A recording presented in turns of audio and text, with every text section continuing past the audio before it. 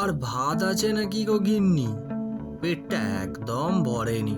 হ্যাঁ, লোকটা বলে কি একাই দুহাড়ি ভাত খেয়ে বলে কি না আর ভাত আছে? বলি হ্যাঁ গো, আত্মীয়রা তো তোমার থেকে কম খায়। শেষে খাবারের খোঁটা দিলে গিন্নি। এই রান্নার বাজারটা কে করে, তুমি না আমি? আর আমি কি একা খাই, তুমি খাও না বুঝি? সেই তুমি আবার আমার খাবার খোটা দিলে। এবার সত্যিই আমি আর রান্না করব না। কে তোমায় খাওয়ায় দেখি। কিনে খাবো? রাজগঞ্জে কি খাবারের অভাব আছে নাকি? আমাদের খাবারের কাছে এদের খাবার কিছুই নয়।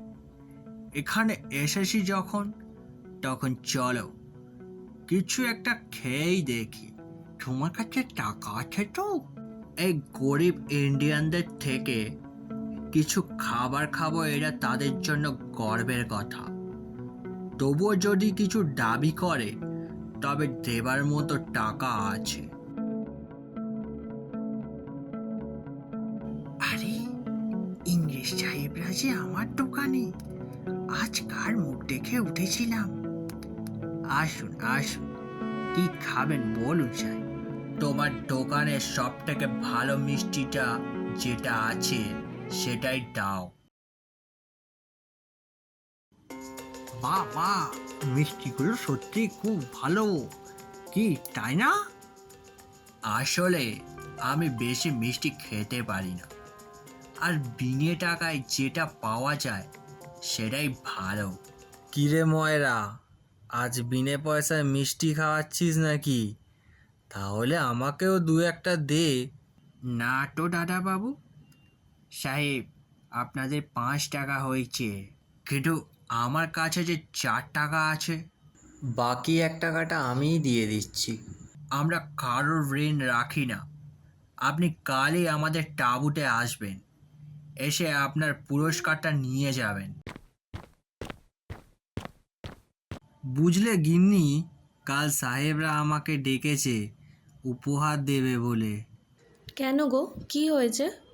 আমি তাদের 1 টাকা দিয়ে সাহায্য করেছি, তাই সাহেবরা খুশি হয়ে আমাকে উপহার দেবে বলেছে কালকে। বুঝলে ডেভিড, আমার যে কি ভালো লাগছে না ওই গরিব ইন্ডিয়ানটাকে বোকা বানাবো এটা ভেবে। ঠিক বলেছ তুমি। আরে আসুন আসুন, আপনার জন্যই তো অপেক্ষা করছিলাম।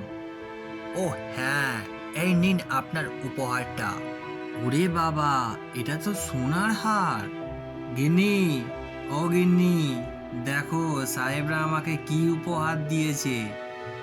এটা আমি তোমাকে দিলাম। কই দেখি দেখি।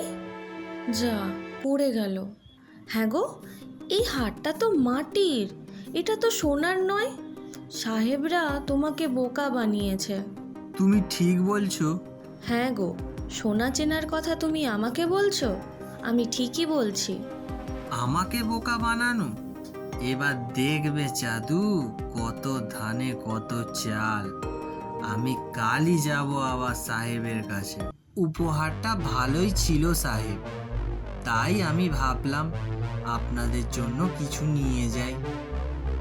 এরা তো মৌমাছি, বাঁচাও বাঁচাও, ও গড সেভ মি। কি জাদু, কেমন?